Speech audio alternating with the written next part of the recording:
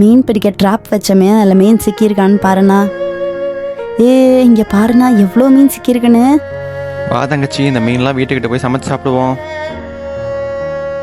ஆஹா, இங்கே பாருமா எவ்வளோ பெருசு இருக்குன்னு. இதை போய் கிரில் பண்ணிடு.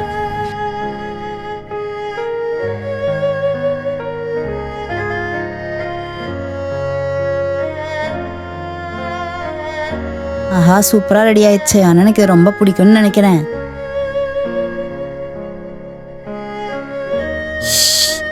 ஆஹா அண்ணா, வா சாப்பிடலாம். ஸ்மெல்லே சூப்பராக இருக்கு.